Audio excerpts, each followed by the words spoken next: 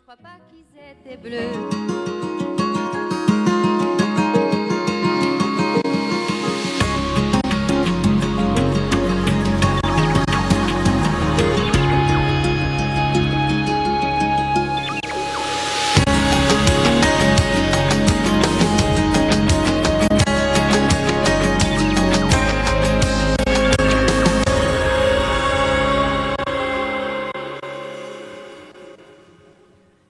Bonjour, bonjour à tous, bonjour à toutes. Merci d'être venus. C'est un plaisir de vous retrouver cette année encore pour les estivales avec un sujet qui nous concerne tous et tout au long de notre vie, notre mémoire. Alors du poisson rouge à l'éléphant, il existe tout un bestiaire pour la qualifier, pour s'en plaindre ou au contraire pour s'en extasier. Aujourd'hui, le but de notre réunion est de mieux comprendre ces mécanismes, ces troubles et les meilleurs comportements à adopter quand elle fait défaut. Mais tout d'abord vont s'exprimer Roger-Paul Droit, donc philosophe, écrivain et conseiller éthique de Partage et Vie, Noémie Poirier, responsable de l'Archipel à Duclair, et Jean-Yves Dait, directeur des établissements Les Dames Blanches et l'Archipel, donc toujours en Seine-Maritime. Et avant de leur passer la parole, et puis il y aura aussi, je l'ai oublié parce qu'il n'est pas arrivé, Dominique Coudreau, qui est le président du conseil d'administration de la Fondation Partage et Vie, qui prendra la parole à la fin de cette introduction, excusez-moi. Donc avant de leur passer la parole, je vous signale qu'une urne digitale est à votre disposition toute la soirée pour recueillir vos remarques et vos suggestions sur la mémoire et l'accompagnement du grand âge. Vos contributions nourriront l'ouvrage que Partage et Vie publiera à l'automne au PUF. Cette urne est accessible par un QR code qui se trouve au dos du programme qui vous a été remis à l'entrée. Pour vous connecter, vous flashez le QR code avec votre téléphone et vous vous laissez guider. Apparemment, c'est très simple. Voilà. Roger-Paul, on va commencer avec vous. Donc, comment avez-vous choisi le thème de cette année? Et puis, mémoire et éthique font-ils toujours bon ménage? Eh bien, je vais essayer de répondre à vos deux questions, Anne, merci. Et d'abord, je veux dire bonjour à vous tous. Merci pour votre présence physique, mais aussi merci pour votre participation numérique, parce que nous souhaitons cette année que les estivales de Partage et Vie soient interactives, ce qui vient de vous être expliqué, donc je ne sais pas comment on dit, mais je dirais QR codé, et ensuite répondez. La réflexion éthique, vous le savez tous déjà, elle est cruciale pour les métiers de l'accompagnement, les métiers du grand âge et pour les personnes accompagnées et leurs proches, à la condition, toutefois, que cette réflexion soit conçue comme une création permanente, une création collective, raisonnée, inventive et pratique, et qui soit liée aux gestes quotidiens. Et c'est le chemin que nous avons choisi d'emprunter depuis 2019, avant la pandémie, et que nous poursuivons ensemble, professionnels de Partage et Vie et personnalités venues de plusieurs disciplines. Alors je ne vais pas revenir, vous savez, les philosophes ont dit, quand on leur a posé une question, la réponse, on a oublié la question après, je ne vais pas vouloir faire ça, mais je ne vais donc pas revenir sur le travail accompli depuis 5 ans, mais je rappelle simplement que nous avons déjà fait un peu de chemin avec la déclaration éthique de Partage et Vie, élaborée au fil d'échanges entre personnels soignants et experts multiples, avec les développements de cette idée centrale d'une atmosphère éthique à inventer heure par heure au moyen de l'attitude de chacun et des discussions collectives, avec les divers ateliers qui ont été conduits au sein des établissements de la Fondation, avec les débats des estivales qui sont disponibles sur le site de Partage et Vie, et avec 4 volumes thématiques publiés aux Presses universitaires de France dans la bibliothèque Partage et Vie, où vous pouvez retrouver témoignages, expériences, analyses et conseils pratiques issus de nos rencontres, et qui seront, ces livres, disponibles tout à l'heure au stand de la librairie. Mais il reste évidemment beaucoup de travail à faire et de chemin à accomplir pour que les attitudes se transforment, pour que le grand âge, qui demeure une sorte de terre inconnue, soit à la fois mieux étudié, mieux perçu, et si j'ose dire, presque ressenti par chacun dans ses tripes, pour pouvoir être mieux accompagné. Et c'est pourquoi nous avons choisi de réfléchir ensemble cette année au thème de la mémoire. Voilà un thème central pour le grand âge. Et pas seulement pour des raisons de déficit, de pathologie, qu'on va évoquer bien sûr, mais parce que, plus généralement, la relation entre mémoire et vieillissement est très forte. À mesure que les années passent, un puissant travail de remaniement de nos souvenirs se produit. Il y a des épisodes lointains qui reviennent, qui peuvent devenir obsédants. Il y a des traces du passé, parfois plus récentes, qui s'estompent ou même s'effacent tout à fait. Et, dans les cas de dysfonctionnement importants, des confusions s'installent entre plusieurs périodes de la vie, au point que certains résidents semblent vivre dans une sorte de monde parallèle au nôtre, dans une réalité qui est la leur, mais qui ne coïncide plus avec la réalité commune. Alors, que faut-il faire?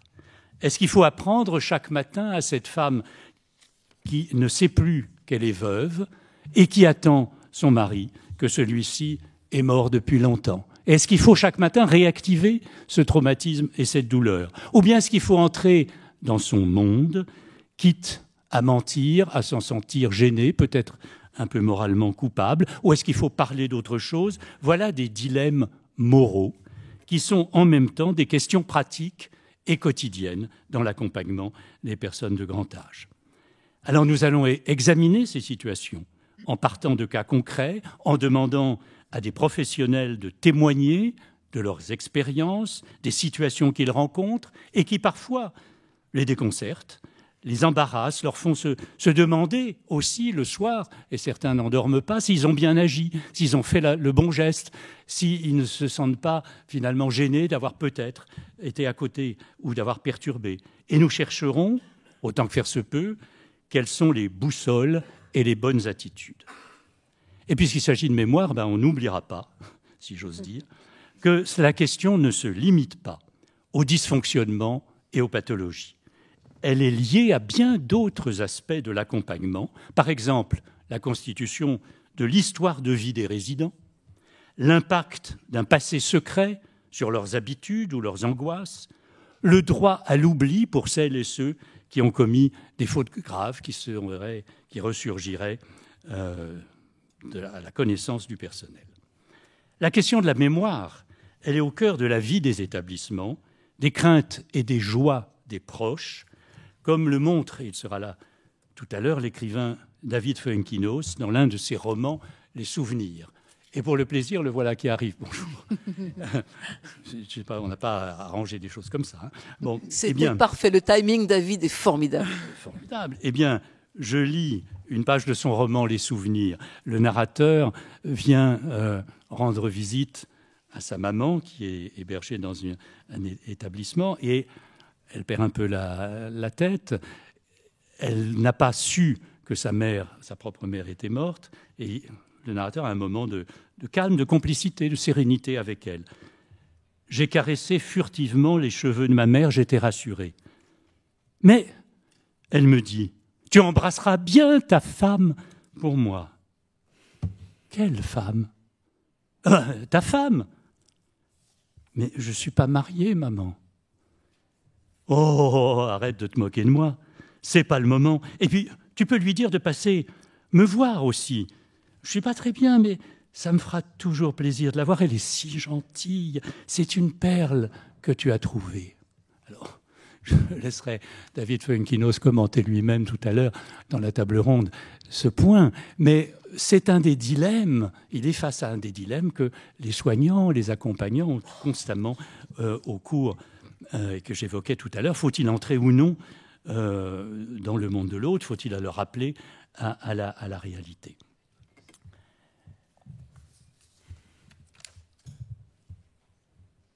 Et voilà pourquoi nous avons choisi cette année de réfléchir au thème de la mémoire. Mais pas seulement. Parce qu'il va nous falloir, à partir de là, pas seulement sous cet angle, si vous voulez, comprendre comment la mémoire fonctionne, comment elle se maintient ou se rééquilibre, même quand elle paraît flancher. Ce que nous expliqueront Lionel Nakache, grand neurologue, auteur de nombreux livres, et Claude Jandel, gérontologue et conseiller médical de la Fondation Partage et Vie. Alors nous souhaitons mettre en lumière des solutions, formuler des propositions de changement concernant les attitudes et les habitudes, et Colette Roumanoff, qui accompagne, qui a la formation aussi des personnes, qui a une grande expérience dans le domaine de la dédramatisation. Merci, j'allais pas le dire. Pour évoquer enfin les politiques publiques à venir, nous remercions Madame Geneviève Manarino, qui travaille auprès de la caisse du président de la Caisse nationale de solidarité pour l'autonomie, de nous faire part de ses réflexions.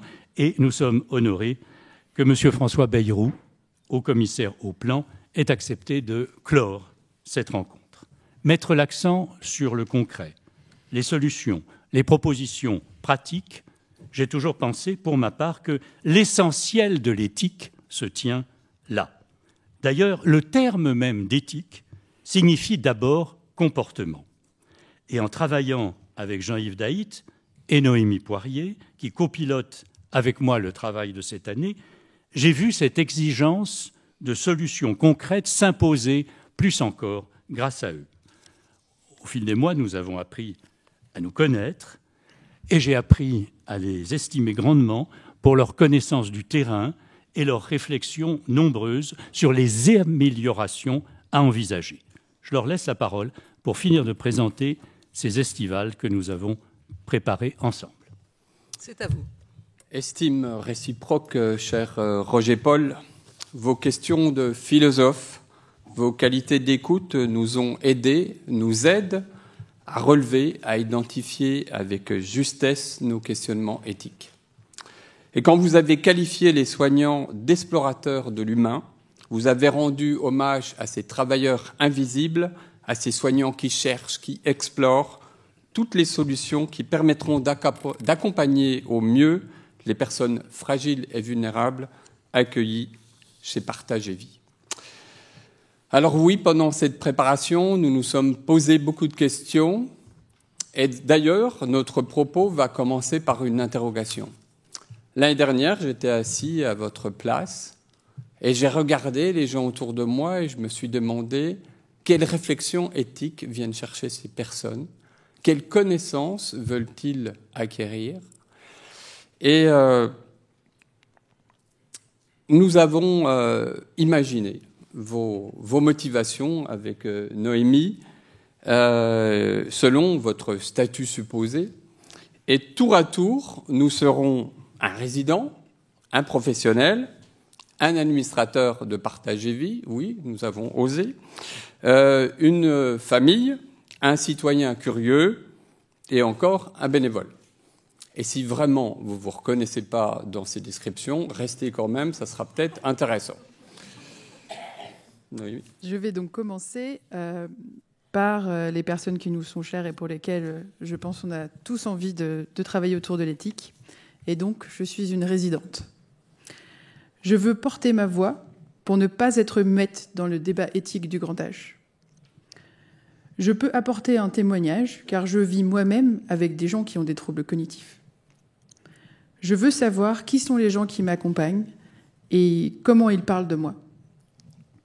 Je me demande comment on fera perdurer qui je suis quand peut-être je l'aurai oublié.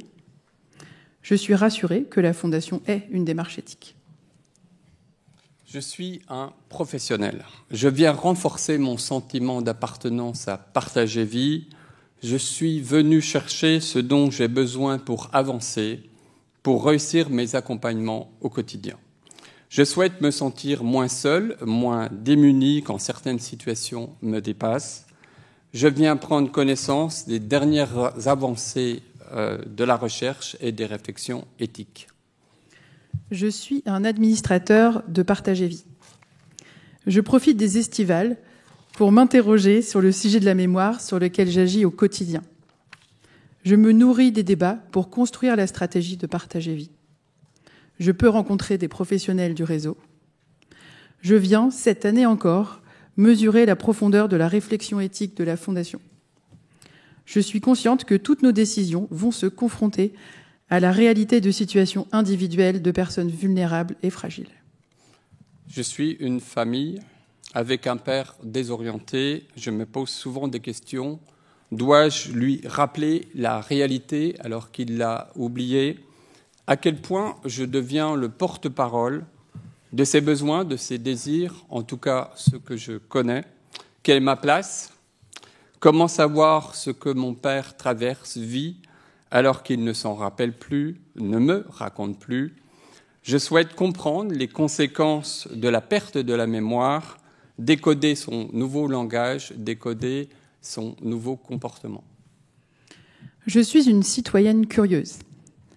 Je me demande si le quatrième âge et la perte de la mémoire sont forcément concomitants. Je veux comprendre le rapport entre la réflexion intellectuelle et les pratiques professionnelles au quotidien. Je veux re-questionner mes croyances et mes doutes au sujet des EHPAD. Je veux savoir ce que proposent les institutions au sujet de la mémoire. Je veux entendre des experts reconnus sur des thématiques sociales. Je viens m'enrichir de la diversité en découvrant un monde, ses contraintes et ses acteurs. La confrontation de l'éthique et de la mémoire est un mélange surprenant et donc stimulant. Je suis bénévole.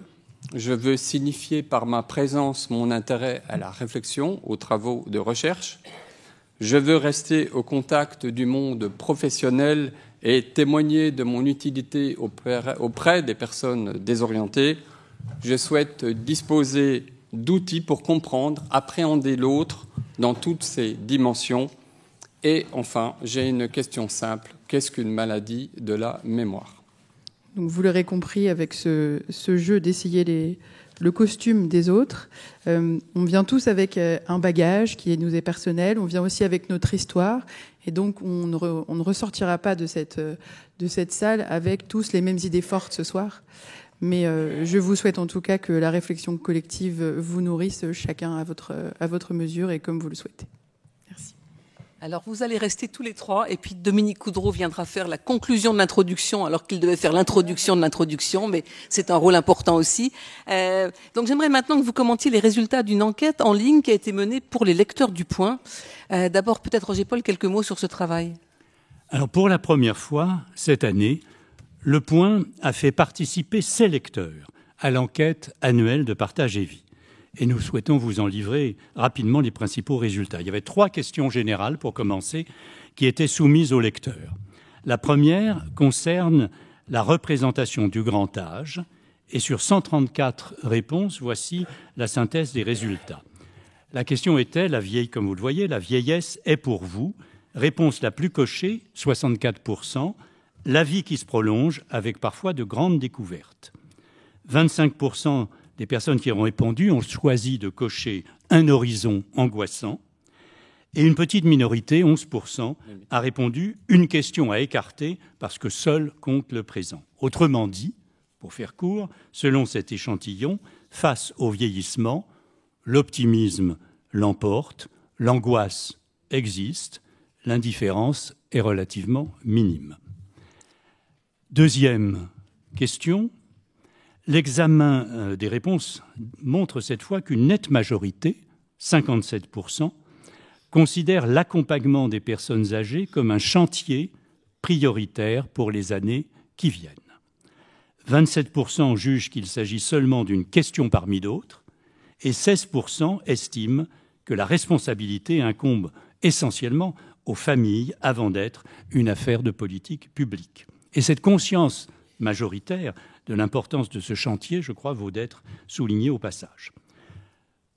Dernière des questions générales, celle-ci était centrée sur la mémoire intergénérationnelle et sur le rôle que doivent jouer les EHPAD dans la transmission des souvenirs. Elle a suscité des réponses relativement moins tranchées. 48% voient dans l'EHPAD un lieu de transmission des histoires de vie, 30% un lieu neutre de réconciliation possible, notamment des mémoires familiales, et 29% un lieu sanctuaire de souvenirs. Alors ce sont quand même des indications très intéressantes dans la mesure où elles confirment que le lien mémoire, grand âge, transmission est non seulement clairement perçu, mais clairement perçu comme une des fonctions possibles des établissements d'accompagnement. Là, c'est Jean-Yves qui doit parler. Oui. Il était passionné par vous, c'est pour ça. Oui. Nous avons également proposé aux lecteurs du Point de transmettre des questions, des témoignages et des propositions. Vous trouverez l'ensemble détaillé dans le livre de la bibliothèque Partage et Vie qui paraîtra cet automne. Mais nous vous en indiquons l'essentiel parce que certains éléments concernent directement nos échanges d'aujourd'hui. Les questions tournent principalement autour des thèmes suivants: la place de la famille et de l'aidant, l'interrogation sur l'avenir, question de la souffrance, du découragement, du déni de la maladie, la qualité de l'accompagnement en établissement, le développement d'une nouvelle offre, les moyens humains et financiers, l'accessibilité financière, l'anticipation de futurs besoins en place d'hébergement, sous-entendu, le choix entre vivre à son domicile ou dans un établissement spécialisé. La question de la formation pour le personnel retient aussi l'attention des lecteurs. Et également, il y a la place de la personne âgée dans la société, question autour de son utilité sociale, la notion de transmission intergénérationnelle, de gratitude envers les aînés. Les questions théoriques sur la mémoire, son fonctionnement, la prévention des troubles, les exercices à réaliser, le fait de garder une vision positive de la vie, les informations nécessaires pour anticiper son vieillissement ou celui de ses proches. On a pensé aussi importante que vous puissiez avoir dans le texte les témoignages de certains lecteurs du Point, notamment sur les inquiétudes que ça peut susciter pour les proches des personnes âgées quand apparaissent les troubles de la mémoire. Donc je lis un des lecteurs. Pourquoi une maman hyperactive, dynamique et gaie peut-elle en si peu de temps s'enfoncer dans un brouillard où nous sommes obligés de la soigner comme une petite fille? Elle ne s'occupe plus du tout d'elle, c'est très triste pour ses enfants.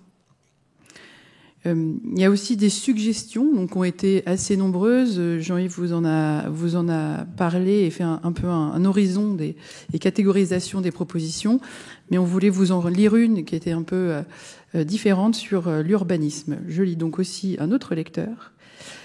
Prévoir dans les futures constructions de petits appartements mitoyens des appartements familiaux pour pouvoir maintenir les personnes âgées chez elles, avec un double avantage, maintien d'une certaine indépendance des plus âgés, tout en facilitant une proximité familiale et les liens entre générations. Donc, comme on vous l'a dit, là on parle de quelques exemples, mais bien sûr vous retrouverez un peu plus les choses de manière exhaustive dans le livre de cet automne. Merci beaucoup. Donc, je vais appeler tout de suite Dominique Coudreau. Avant qu'il nous rejoigne, je voudrais vous dire qu'on a un double rôle, Roger Paul et moi. Roger Paul va être gongman, c'est-à-dire que 3 minutes avant la fin, il va faire ce petit bruit. C'est assez élégant. Et moi, je garde le rôle du coucou suisse. Donc, quand le temps est terminé, il est vraiment terminé. On a beaucoup d'intervenants et donc, par respect pour ceux qui suivent, on va essayer de maintenir le timing. Dominique, je vous cède la parole. Vous avez 6 minutes. Bonsoir, pardon de mon retard. Je dois dire que c'est la première fois qu'en tant qu'administrateur, j'interviens dans cette enceinte et dans ces travaux. Évidemment, le conseil d'administration les a suivis avec beaucoup d'intérêt. Il a vu leur développement. Ça nous apporte beaucoup. Mais aujourd'hui, je voudrais poser la question suivante et tenter d'y répondre. En quoi est-ce que les travaux sur l'éthique que vous conduisez, que vous nous présentez aujourd'hui, contribuent à renforcer la solidité du modèle de la Fondation? Et concrètement, le problème se présente de la façon suivante. Cette Fondation, elle est administrée par 15 administrateurs bénévoles. Ces personnes, ils font ça par conviction. La plupart d'entre elles sont encore en activité professionnelle, ils font ça par conviction, par intérêt pour la cause, mais finalement, il y a des jours où c'est bien austère. Parce que d'une certaine façon, lorsqu'on a la chance, comme à Partage et Vie, d'avoir des équipes opérationnelles extrêmement efficaces, ce qui est attendu du Conseil, c'est plutôt de contrôler de loin, de donner des approbations, plus que de donner des directives ou des initiatives. Ce qui fait que dans le concret du travail des administrateurs, au jour le jour, enfin au jour des conseils d'administration, quelquefois c'est un côté un peu austère, pour ne pas dire plus. Alors justement, il se trouve que dans les travaux que vous présentez, la chance que nous pouvons avoir, c'est que ce sont des témoignages, ce sont des présentations de ce qui se passe au plus près du métier, au plus près des résidents. On est confronté donc à des situations très concrètes et d'une certaine façon, les administrateurs retrouvent dans l'expression de ce travail au quotidien, comment dire, beaucoup des motivations qui les ont conduits à être justement administrateurs. Je dois dire qu'il y a une chose qui me surprend toujours dans cette fondation, c'est à quel point dans l'univers très réglementé dans lequel nous vivons, et vous savez bien à quel point cet univers est réglementé, nous conservons une très large autonomie de décision. Nous sommes contrôlés, nous avons la chance d'avoir un commissaire du gouvernement qui est présent et très impliqué également dans des travaux, mais en définitive, comme diraient les enfants, on ne nous commande pas, et c'est nous qui choisissons les objectifs, les priorités et la marche au quotidien de la Fondation. Et donc, c'est parce que on a ces convictions, mais qu'on les retrouve pas toujours dans le travail au quotidien du Conseil, que de pouvoir entendre plus concrètement ce que vous avez à nous dire, vous nous présenter, est d'un très grand agrément et conforte les administrateurs dans les choix qu'ils ont fait de venir nous accompagner. Merci beaucoup. Formidable. Oui, Le gongman n'a même pas pu travailler, ça va pas du tout. Non, mais ça va pas du tout. Je vais le faire pour le plaisir. Allez. Voilà, vous aurez ça 3 minutes avant la fin. On y est d'ailleurs. Nous y sommes, 3 minutes avant la fin. Vous voulez rajouter un petit mot les uns les autres? On a encore 2 minutes. Roger Paul. Eh bien, que cette réflexion, elle a toujours quelque chose finalement d'improvisé. On a beaucoup préparé, on a beaucoup travaillé, mais par définition, et c'est le propre des événements de parole et des échanges et des conversations collectives et des réflexions ensemble, je ne suis pas en mesure de vous dire à l'instant ce qu'on va entendre. Je l'espère, des choses intéressantes, mais il y a une part de vie dans les échanges de paroles. C'est le propre de la parole réflexive. On répond à l'autre, on rebondit sur ce qu'il dit, on échange à partir du ressenti et des expériences de chacun. Et j'espère que cela devrait fonctionner puisque chacun, je crois, y mettra aussi autant de sa réflexion que de son cœur. Merci à vous. Cette première introduction est terminée. Avec plaisir.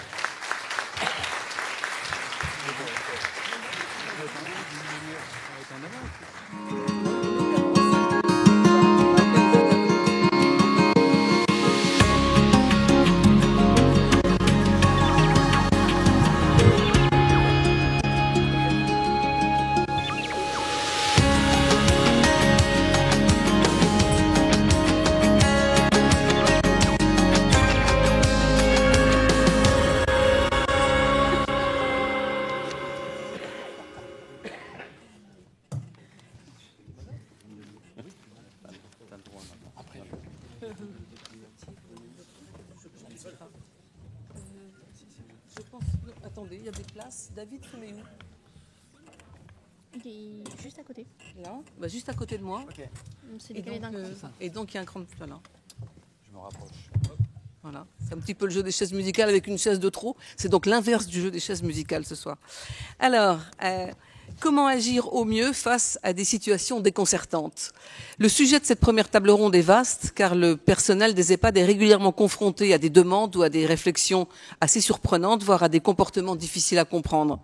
Bien sûr, chaque cas est particulier. Il dépend à la fois du résident, de son état de santé et de conscience, de son entourage. Alors, nous allons tenter de trouver des réponses appropriées, tant sur le plan médical, éthique et humain, avec 2 professionnels de santé, ainsi qu'un écrivain, réalisateur très connu, qui s'est particulièrement intéressé à ce sujet. Donc, je vous présente alors Nathalie Amand, qui est psychologue à l'EHPAD de la Mésangerie, donc à Maule, dans les Yvelines. David Fonkinos, alors auteur notamment du très beau livre Les Souvenirs, dans lequel le narrateur, donc Roger Paul en a parlé, raconte l'installation de sa grand-mère dans une maison de repos, et un sujet que vous connaissez bien puisque vous avez régulièrement visité vos deux grands-mères qui étaient dans des EHPAD.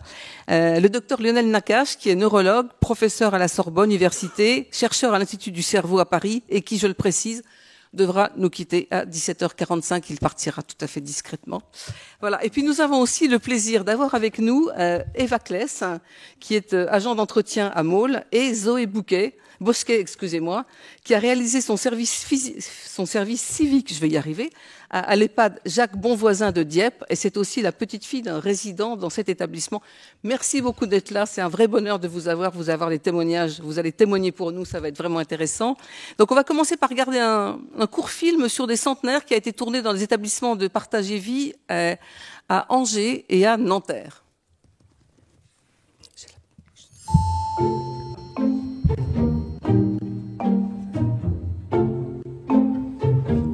Voilà les 100 ans. C'est ma vie. C'est ma vie. Il y a combien de temps que nous nous connaissons? Ça va faire 18 ans. 18 ans. Alors, toute ma vie, j'ai été institutrice. J'aimais bien le travail bien fait. Exigeant pour mes élèves, mais exigeante pour moi aussi. Vous vous rappelez du film de Chaplin, Les temps modernes. Les temps modernes. J'ai travaillé dans l'informatique. Ah oui, l'informatique. C'était mon dernier boulot, ça. J'étais secrétaire et j'ai fait de la mise en page de l'usine nouvelle. Ah oui, j'ai commencé, j'avais 16 ans et demi. Sur Coco. Tante Coco, c'est Tante Coco. Oui. Tante Coco. Avant de rentrer, j'étais sage-femme. Avant de rentrer au couvent, j'étais sage-femme. Ça m'a permis de faire sage-femme aussi en Afrique un peu. Parce que, quoique j'ai fait beaucoup l'école en Afrique. Le CM2, puisqu'on faisait des classes primaires. J'étais standardiste. Standardiste, pas téléphoniste. C'était bien à ce moment-là. Oui, ça m'a beaucoup plu. J'étais dans la couture. Je faisais ce qu'il y avait à faire. J'étais obéissante. Chérie, souvent détraite, je veux te serrer plus fort pour mieux garder l'empreinte et la chaleur de ton corps. Mais je n'ai plus 20 ans. J'ai connu l'époque du Front populaire. Et ça a été une belle époque, un bon moment. Malheureusement, on l'a payé cher avec 39, avec la guerre. On nous l'a fait payer. J'étais contente de la naissance de mes petits-enfants. J'étais contente surtout de la libération. La libération, c'était quelque chose de formidable. On avait eu 4 ans de guerre, c'était formidable. Les gens, vous vous rendez compte, ils se mettaient debout dans le métro, sur les toits du métro. Toutes les années passées en Afrique, j'ai vraiment un très très bon souvenir. Ouais.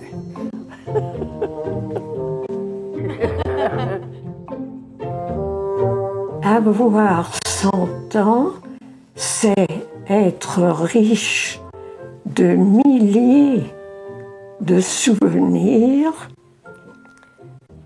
et garder dans les yeux la profondeur de la vie. La vie en lettres majuscules.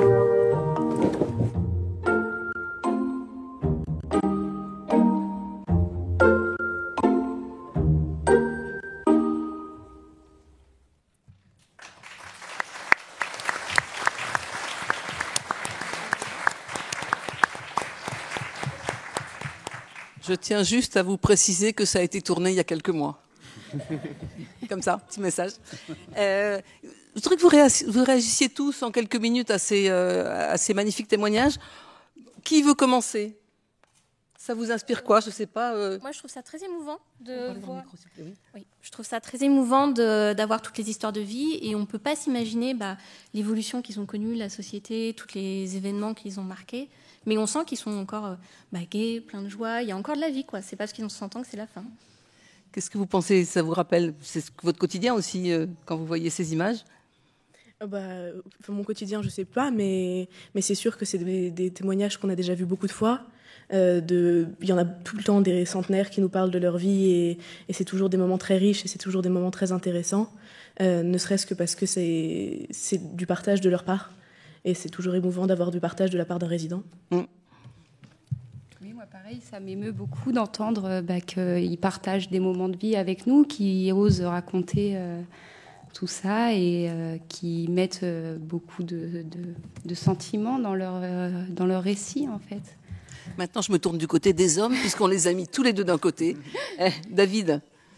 C'est incroyablement touchant, émouvant, et c'est vrai que puis ça fait du bien surtout, c'est-à-dire qu'on véhicule toujours l'idée, aussi à juste titre, que la vieillesse est un naufrage, toutes les difficultés des fins de vie, et voilà, quelques récits positifs avec des personnes qui ont de grands sourires, de l'humour, ça fait du bien, et puis il y a des témoignages de vie, par exemple, moi j'ai lu souvent des récits sur la libération, mais je savais pas qu'on se mettait debout sur le métro.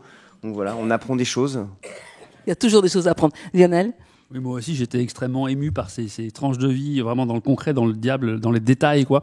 Et j'étais aussi saisi par le fait que c'est aussi une des questions du grand âge, c'est que la plupart des intervenants, en fait, rebondissaient sur l'importance de leur travail, de leur métier, de l'institutrice, la standardiste. Et ce qui est aussi une autre question, c'est comment gérer le grand âge dans cette transition où, en fin de compte, cette dimension de notre existence peut-être parfois se modifie, voire disparaît ou semble disparaître, et que c'est un défi aussi peut-être un peu de ce qui se passe aujourd'hui. Oui. Est-ce que quand on aura 100 ans, ceux qui d'entre nous atteindront cet âge parleront également de leur travail ou bien peut-être d'autres choses, quoi. J'espère, Lionel, que vous vous souviendrez de vos travaux sur la mémoire quand même, parce que ça serait dommage. Nul n'est à l'abri. Hein. Nul n'est à l'abri. Est-ce que Catherine est là? Parce que justement, Catherine, est-ce que on leur a posé des questions à tous sur leur métier antérieur, ou est-ce que c'est spontané cette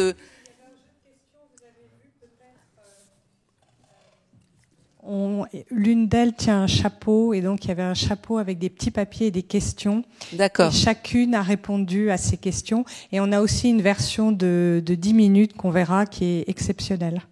Parce que spontanément, est-ce que toutes ces personnes dont vous vous occupez parlent de ce qu'elles faisaient auparavant, ou est-ce que c'est un sujet qui est récurrent? Oui, beaucoup. Et je pense que c'est une question de tranche d'âge aussi. Les personnes qui ont vécu à cette période-là ont mis beaucoup d'importance autour de leur travail. Toute la place sociale tourne autour de ça, toute leur fonction, en fait, littéralement, c'est leur fonction. Et donc, effectivement, ils parlent tout le temps de leur travail et de tout ce que ça leur a appris et de tout ce que ça leur a apporté, parce que c'était leur place dans la société, finalement. Eva? Oui, c'est vrai qu'ils ont tendance à rebondir sur n'importe quel... dans la vie quotidienne, ça va leur remémorer certains moments de leur vie. Et du coup, ils partagent assez souvent et facilement des moments de leur vie. Et c'est vrai que le rôle social qu'ils avaient dans leur vie avant est important pour eux de se le remémorer et de nous le faire partager aussi. Nathalie, vous voulez ajouter quelque chose sur cet aspect je dirais que plus que le loisir, ce qui revient souvent spontanément par les personnes âgées, c'est le travail et les enfants, leur famille. C'est les deux sujets qu'ils abordent le plus. Ce qui est assez logique.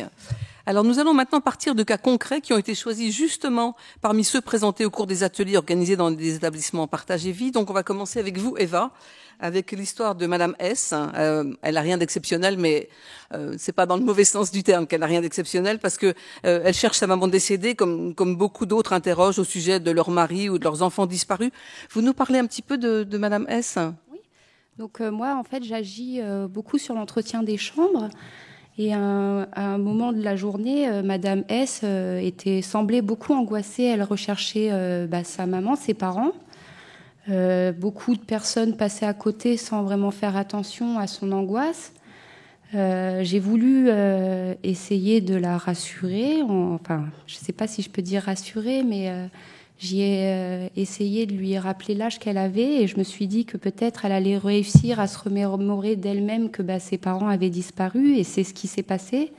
Malheureusement, la dame a beaucoup pleuré, parce qu'elle s'est rendue compte, pas de la perte de ses parents, mais qu'elle perdait la mémoire, en fait, et qu'au final, elle perdait ce qu'elle était, quoi.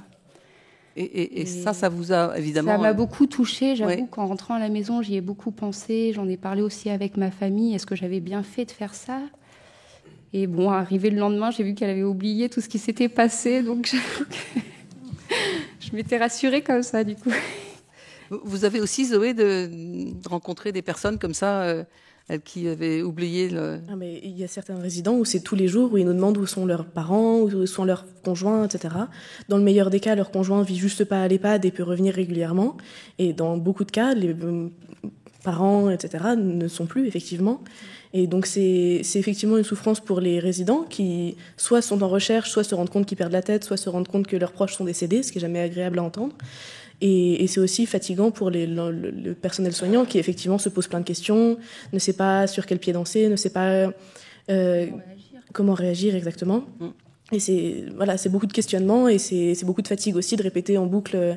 Quand on sait que c'est ça qui marche, on répète que c'est trop tard et que le temps a passé et c'est fatigant aussi. Mais Eva, cette dame, donc le lendemain, avait oublié. Elle redemandait où Elle redemandait. Et vous avez changé de comportement ? Du coup, j'ai dit que je ne savais pas où ils étaient. J'avoue que j'ai beaucoup du mal à mentir. Je ne peux pas leur dire ils vont arriver cet après-midi, en savant qu'ils n'arriveront jamais au final. Donc, maintenant, je préfère répondre je ne sais pas où ils sont, je ne les connais pas. Alors, avant de continuer à parler de différents patients, je voudrais bien, avec Lionel, qu'on fasse un petit point quand même sur cette mémoire qui fout le camp, entre guillemets. Est-ce que c'est obligatoire ? Est-ce que c'est systématique ? Est-ce qu'il y a des mémoires différentes, certaines qui restent et d'autres pas ? Alors c'est évidemment une immense question à laquelle il n'est pas encore possible d'apporter une réponse définitive. Mais et d'ailleurs, la version de cette question qui est celle des rapports entre le vieillissement et la mémoire, malgré son apparente banalité, un peu comme la pomme de Newton, une pomme qui tombe, ça nous paraît aller de soi.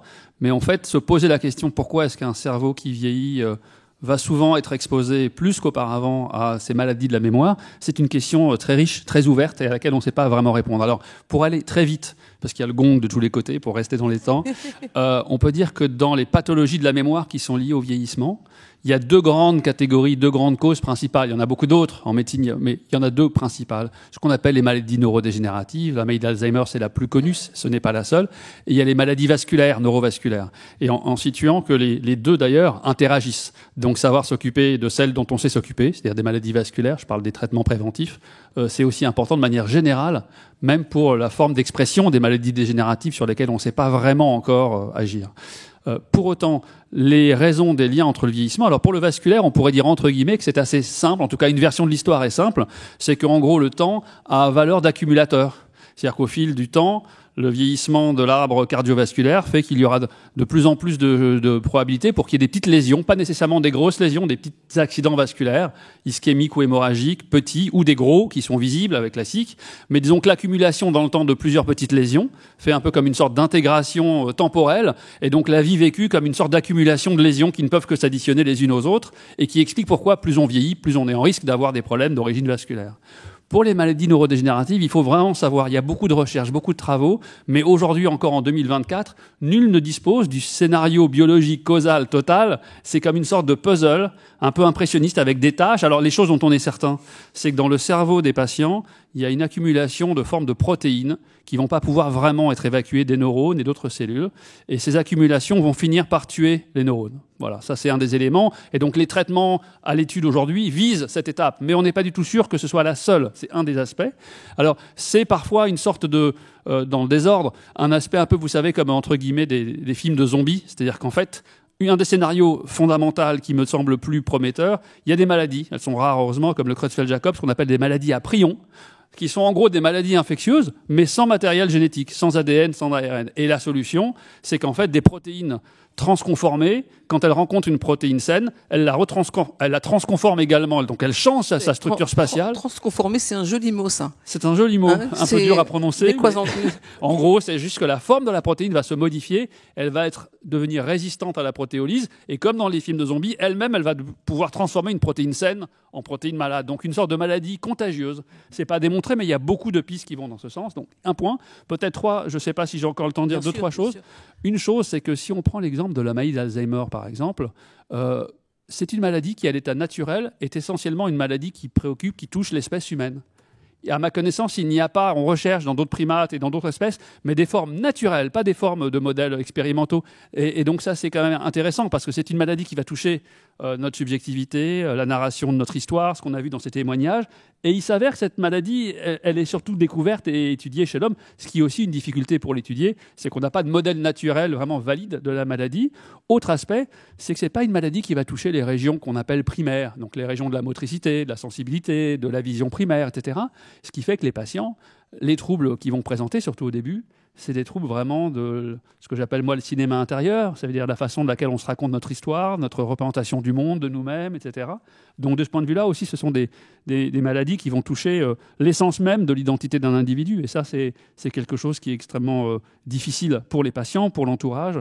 Voilà, donc c'est un petit peu ce que je voulais dire de manière un peu rapide autour de ces maladies. On profite de la présence du docteur. Vous avez des questions précises à lui poser sur la mémoire et des explications justement avec ce que vous avez vu. Moi, il y a une question qui me vient toujours, c'est qu'on dit que finalement, la mémoire ancienne, elle reste et c'est la mémoire récente qui disparaît. Est-ce que c'est toujours le cas? Est-ce que c'est des mécanismes différents? Alors, je dis oui et oui, quoi. Oui. Alors, premièrement, ce phénomène fondamental, il est très vieux. En psychologie, on l'attribue à Ribot, R-I-B-O-T, la loi de Ribot.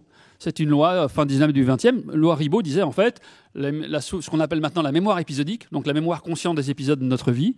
En fait, les couches les plus profondes sont celles qui vont le plus résister à la fragilité de la mémoire. Et c'est vrai, on l'a vu dans vos témoignages, c'est les témoignages des patients, et c'est des patients qu'on accompagne aussi, qu'en réalité, la capacité à remémorer les expériences vécues les plus récentes, c'est ce qui va être le plus fragile.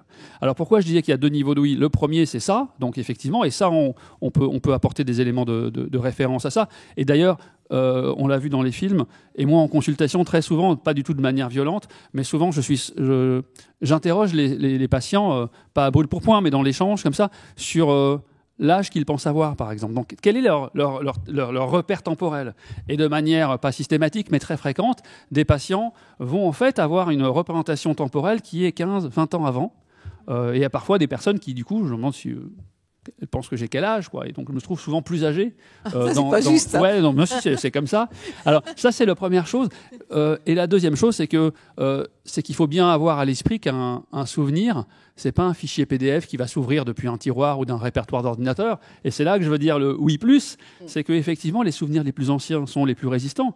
Mais ces souvenirs, c'est pas simplement ce qui s'est vécu et ce qui a été représenté initialement par la personne qui l'a vécu, mais c'est aussi une sorte de trace qui traverse l'histoire de la personne et qui, à chaque époque, va souvent se modifier. Il y a ce qu'on appelle la reconsolidation mnésique, c'est-à-dire, chez tout le monde, les bien portants et les malades, lorsqu'on se remémore un épisode de notre vie, eh bien, il se renforce parce qu'on l'a remémoré, d'où la loi de Ribot, mais également, il rentre dans une fenêtre temporelle de quelques heures dans laquelle il va pouvoir être modifié parce qu'on est en train de vivre au moment où on se remémore.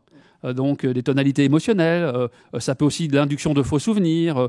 Donc je veux dire par là que les souvenirs les plus anciens ne sont pas nécessairement non plus des espèces sonnantes et trébuchantes sur ce qui s'est passé ici et maintenant, il y a 42 ans, le 22 octobre. Quoi. C'est quelque chose qui... Voilà, à 17h15. C'est ce qui traverse une vie, quoi. Vous avez une question sur la mémoire, sur son fonctionnement? Moi, j'ai été très surprise une fois par une résidente qui ne répondait quand on l'appelait qu'à son nom de jeune fille, mais quand on lui demandait quel était son nom, ou si on, je sais plus son nom exact, mais admettons qu'elle s'appelait Madame Lamy, de son nom de mariée, quand on lui demandait qui c'était Monsieur Lamy, elle répondait mon mari, et pour autant elle répondait qu'à son nom de jeune fille. C'est très particulier, c'est comme si elle avait quelque chose de paradoxal.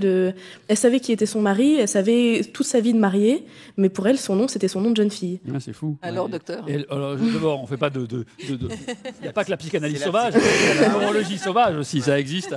Il faut s'en prévenir aussi. Il faudrait prendre en compte plein de choses. Là aussi, d'après moi, ce qui vise, parce que notre métier, c'est pas d'être des enquêteurs de justice, on n'est pas là pour faire justice, on est là pour rentrer dans l'univers des personnes, donc de savoir ce qui a pu donc si cette question se pose, ça peut être déjà aussi à quel âge elle s'est mariée, est-ce qu'elle était très jeune ou pas, est-ce qu'elle s'était mariée auparavant, mais là aussi il faut être très précautionneux, c'est-à-dire que moi c'est souvent un des repères que j'ai aussi, c'est que on est parfois conduit, un peu comme c'est David Fuenquinos sur la psychanalyse sauvage, à imaginer qu'en fait le truc vient nous parler. Mais en fait, non, le truc nous raconte ce que la personne se dit maintenant, en fait. Donc autrement dit, c'est comme ce qu'on dit sur les alcooliques. C'est pas parce que la personne est ivre, elle va dire quelque chose qu'elle dit ce qu'elle pense. Elle dit parce qu'elle est ivre, elle dit ce qu'elle dit quand elle est ivre. Mais c'est pas nécessairement l'accès à une vérité cachée. C'est ça que je veux dire. C'est une construction. Alors ensuite, cette construction, en quoi elle nous parle de la personne qu'elle était à ce moment-là ou pas, c'est un fil narratif complexe. Moi, il m'arrive de travailler avec des historiens. Il y a tout un courant de l'histoire et de la micro-histoire qui s'intéresse à ce qu'on appelle l'historicité, c'est-à-dire comment est-ce que l'historiographie, comment est-ce que les historiens travaillent sur les traces qui elles-mêmes sont des traces subjectives, des témoins d'événements, donc de faire la part entre ce qui nous parle de ce qui a été vécu et de ce qui a été ensuite construit, parfois en toute bonne foi. Hein. Donc voilà, donc je pourrais pas tout ça pour vous dire que je peux pas répondre à votre question. C'était très long pour arriver là finalement. Hein. C'est Roger Paul qui disait ça. Hein. Je retiens la leçon. David, sans trahir de secret, vos deux grands-mères, elles avaient une bonne mémoire? Oui, mais alors d'abord, j'avais une question. C'est parce que vous parlez de l'impossibilité de mesurer, de savoir pourquoi on a ces pertes de mémoire, mais on a souvent cette injonction de travailler sa mémoire. Dès l'enfance, dès l'école, apprendre des poésies, même tout au long de la vie, il y a cette idée de comme si c'était un cerveau, ou en tout cas presque un sport. Donc, est-ce qu'il y a un lien entre le fait d'essayer de travailler sa mémoire, de faire en sorte de retenir des choses et plus tard, après, d'avoir une meilleure mémoire? Oui, parce qu'on parle de muscler son cerveau quand même. Hein. Oui, alors, merci pour votre question. Il y a traditionnellement ce qu'on dit. D'abord, oui, c'est-à-dire que le fait de travailler son cerveau, ses fonctions cognitives en général, et notamment sa mémoire, c'est une manière de la développer, de l'enrichir, même sur des choses, par exemple, le récit, le recueil de rêves au réveil, d'essayer de vous remémorer vos rêves, c'est aussi quelque chose qui va avoir un impact sur votre rêve ensuite, etc. Donc le travail sur la mémoire dont vous parlez, il y a une première couche, et plus on le travaille, plus on va pouvoir développer et enrichir cela. Pour autant, je ne crois pas que le fait qu'on travaille beaucoup sa mémoire ou autre chose, je le disais au début, nul n'est à l'abri, ça ne protège pas du développement de ces maladies. Par contre, il y a une question qu'on appelle un thème la réserve cognitive. C'est-à-dire qu'en gros, on va dire pour une version de l'histoire, c'est que à lésion identique, un cerveau qui a vécu une vie culturelle et intellectuelle, pas seulement intellectuelle, on parle sensorielle, très riche, va pouvoir disposer de beaucoup plus de choses. Donc c'est pas qu'on ralentit la maladie, mais par contre que ça impacte ça. Et puis dernier aspect que votre question m'évoque, c'est que remarque, c'est que c'est aussi un questionnement, je pense, de manière sociétale, sur la place de la performance. Et que la mémoire envisagée comme une performance, de me souvenir bien, de me souvenir mieux, de me souvenir de plus efficace, etc. Et que du coup, même moi je pense, c'est quelque chose que je voulais développer après, mais que les rapports... On le fera après, justement. On pourra le faire après, mais c'est... À nouveau, Roger Paul dit, on est dans le présent. Voilà. Parce que moi, je voudrais un petit peu me tourner aussi de mon côté gauche, mon côté féminin. Je voudrais qu'on voit un petit peu les solutions. Je voudrais notamment, avec vous, Nathalie, qu'est-ce que vous conseillez, qu'est-ce qu'il faut faire ou pas faire, quelle est la meilleure solution ou la moins mauvaise solution pour peut-être essayer de rétablir un peu la réalité sans pour autant traumatiser les personnes? Je me rapproche. Alors souvent, ce que j'ai pu constater, c'est que quand un résident va appeler ses parents, par exemple, ou un proche ou autre, c'est qu'il va être angoissé ou qu'il va avoir envie d'en parler, de se mémorer. Donc généralement, je conseille de faire parler dessus en disant il était comment votre mère, elle était comment avec vous, comment ça se passait. Par contre, il faut avoir du temps pour leur faire parler dessus. Et en général, en les faisant parler dessus, ça fait sortir les émotions déjà, ça apaise, ça ramène sur un terrain qu'ils connaissent, sur les souvenirs dont ils se remémorent. Et ça les calme, mais pour un temps. Oui. Mais globalement, il vaut mieux répondre quoi à la situation qu'a connue Zoé, par exemple? Juste de leur demander, elle vous manque, elle était comment votre mère? Juste cette question-là. Et donc c'est une façon, un évitement quoi, un évitement, une forme d'évitement, oui. C'est ce que vous pratiquez de plus en plus dans des situations un peu difficiles, mesdames? Nous, sur notre établissement, là, on a eu une formation Montessori qui nous aide beaucoup par rapport à la mémoire. Ils nous ont proposé des ateliers. Alors, par exemple, il y a quoi comme atelier? Alors, par exemple, j'aime pas, qui se fait avec des photos. Donc, on leur propose, j'aime faire la vaisselle, j'aime faire... Et du coup, de juste montrer une photo, de manipuler et tout ça, ça leur permet de replonger dans leur mémoire. Et avec ces outils, on arrive à connaître beaucoup de choses et à re-rentrer dans leurs souvenirs, en fait. Juste avec une manipulation et regarder des images... peut leur ramener certains souvenirs, en fait. Et il y a d'autres choses aussi avec Montessori qui nous ont montré, c'est des aides, en fait, où la phrase Montessori qu'on nous a dit souvent, c'est « mettez à l'extérieur ce qu'ils n'ont plus dedans ». Ça a été cité souvent. Et par exemple, une personne qui va oublier que ses parents sont décédés, et c'est très angoissant pour elle, on va faire une petite lettre en disant vos parents s'appelaient un tel, ils ont eu telle vie, vous les avez enterrés à telle date. Mais du coup, ils ont ce support visuel qu'ils peuvent re-regarder sans cesse et se remémorer. Et ils le re-regardent. Et ils le re-regardent, oui, pour certains, oui. C'est rassurant. Certains arrivent à se calmer juste en regardant cette affiche ou ce cahier de vie qu'on retrace pour eux, au final, avec l'aide des familles ou l'aide d'eux-mêmes au final, et du coup c'est un très bon outil. On est très content d'avoir pu suivre cette formation et voilà. Vous avez été confronté à ce problème, David, avec vos deux grand-mères. Elles ont de temps en temps posé des questions. Alors, d'abord, je suis très touché, voilà, d'entendre ces témoignages, parce que c'est vrai que notamment depuis 2 ans, voilà, c'était avec le livre de Victor Castanet, voilà, il y a eu comme une image extrêmement, à juste titre, pour certains cas, négative. Mais moi, en ce qui me concerne, voilà, j'ai passé vraiment beaucoup de temps dans les EHPAD à accompagner mes grands-mères, et j'ai été émerveillé de voir tous ces hommes et ces femmes qui, au quotidien, sont incroyablement présents et dévoués et qui ont une importance démesurée, parce que finalement, ce sont les personnes qui accompagnent les derniers moments d'une vie. Et il y a une symbolique, il y a une puissance. Ce sont les dernières personnes qui, finalement, sont là, parfois même accompagnent jusqu'au dernier souffle, aux derniers instants. Et je suis extrêmement admiratif, voilà, de tous ces gens qui travaillent. Et ça me touche de vous entendre. Moi, j'ai des souvenirs de toutes ces personnes que j'ai pu côtoyer, comme nous tous, avec vraiment une tendresse incroyable. Et elles sont encore dans ma mémoire. Alors, par rapport à votre question, moi, c'était un peu différent, parce que c'est vrai que très souvent, quand je vais rencontrer des lycéens, on me demande des conseils sur l'écriture. Et ma réponse principale, c'est la curiosité, et notamment d'interroger ses grands-parents. Donc voilà, je leur dis, allez poser des questions à vos grands-parents, nourrissez-vous de leur vie. C'est comme ça qu'on peut aussi nourrir son imagination et son propre vécu.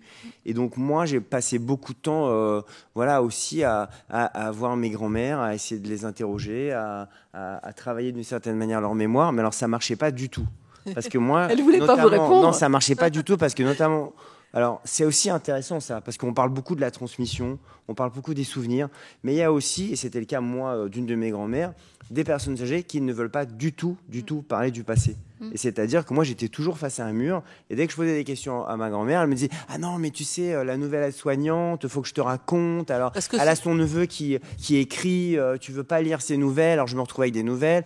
Il y avait toujours la nièce d'une des femmes qui voulait faire du cinéma, donc elle me dit « Faut que tu la rencontres. » Et en fait, elle parlait tout le temps des autres. Et il y a aussi ça, finalement, aussi, quand on est enfermé dans ces derniers moments de vie, la mémoire, elle se joue là. Elle se joue dans le rapport qu'on a avec l'extérieur, avec les seules personnes qui sont au quotidien avec nous. Et on se nourrit de cette mémoire.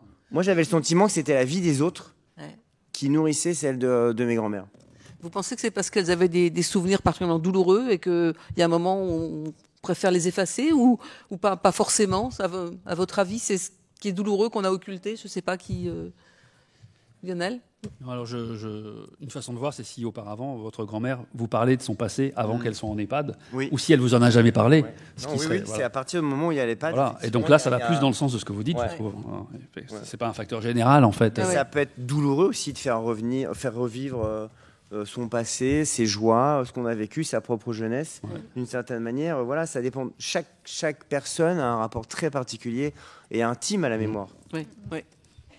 Moi là-dessus, je vais reprendre plutôt ma casquette de famille de résidents, mais c'est vrai que pour mon grand-père, il y a un vrai sujet de pudeur, en fait. C'est pas si important de parler de moi, et dans sa tête, c'est toujours été un vieil agriculteur, et c'est tout. Et du coup, par contre, parler de Madame Machin qui passe et avec qui il s'entend très bien, et il a très envie de nous en parler, ou de nous parler des professionnels qui travaillent autour de lui, qu'il admire beaucoup parce qu'elle a continué de travailler et pas lui. Et en fait, c'est tout un tas de personnes comme ça qu'il continue d'admirer et qui, à ses yeux, ont plus d'importance que sa vie à lui. Et donc, de temps en temps, il va nous parler de lui, surtout quand on insiste. Mais par contre, ça va être beaucoup de parler de nous, de parler des gens qui se vivent autour de lui, etc. Et c'est vraiment plus de la pudeur et de l'admiration pour les gens autour, en fait. D'accord. Et puis, parfois, on a des réflexions où on va justement questionner sur l'histoire de vie des résidents et ils vont nous répondre « Non, mais c'est bon, on me le demande tout le temps, j'en ai marre de parler de moi, en fait. Je veux parler d'autre chose. » Avec l'avancée en âge, on a envie de plus de parler des autres, de s'intéresser aux autres.